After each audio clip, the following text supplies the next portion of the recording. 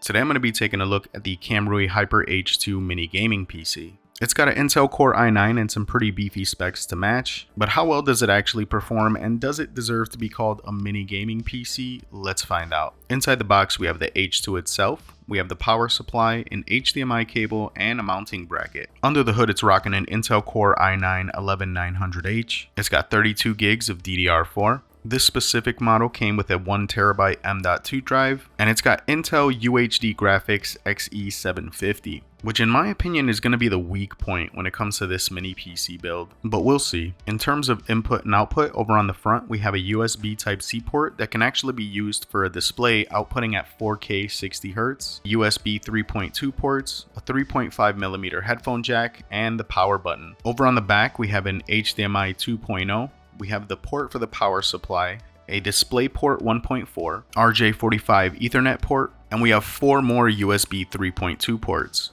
That means this thing can support up to 3 displays outputting at 4K 60Hz. It has this nice metallic finish and overall has this premium build feel to it. As far as making any changes and upgrades, they made it really simple with this one. Just a couple of screws and you have full access to the RAM and the SSD. Powering it up, it's running Windows 11 Pro that runs really smooth on here. Running some benchmarks, it's pretty much exactly what I thought it would be. It's around that entry-level gaming laptop territory. Not terrible by any means, but certainly far from the best. Now right from the start, based on these specs, you know you're going to be able to play your games like Fortnite, PUBG, Overwatch on low settings and keeping a steady frame rate. But I'm more curious to see how it's going to handle some of these other games.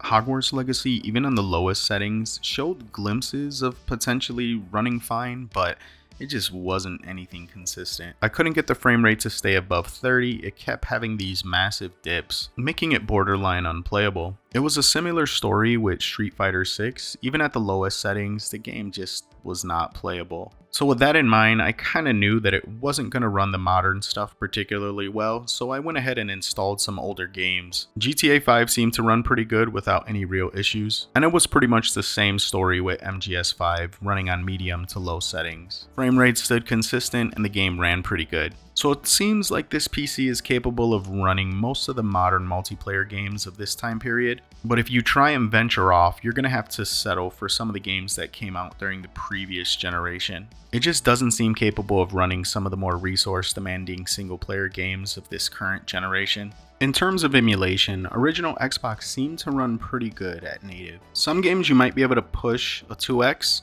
but native seemed to be the way to go for a consistently good experience. Nintendo Switch emulation seemed to run about as good as original Xbox. Native settings for most, but you might be able to push a couple of games to a 2x. GameCube ran pretty damn flawless, and most games you're able to get a 2x out of. This is probably the best experience I had with this mini PC, and not just because GameCube games are awesome, because they really are, but this mini PC really did an excellent job of handling them well. And it was a similar story with PlayStation 2 emulation, it seemed to handle it just fine. So the Camrui Hyper H2, I have to be honest, I don't think this mini PC is bad. It does very well in a lot of instances. In terms of a low profile workstation, it's really good for the price. And it can definitely handle some light gaming. But to call this thing a mini gaming PC is a bit of a stretch. And at this price point, I feel like there are some Ryzen 7 mini PCs that can actually game much better. So if you're dead set on Intel, it's actually not a bad mini PC. But if you're specifically looking to game,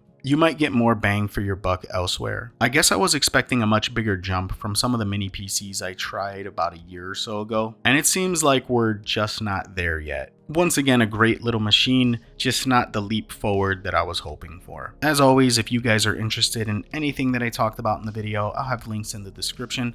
I appreciate every single one of you guys. Until next time, this is Ness, signing out.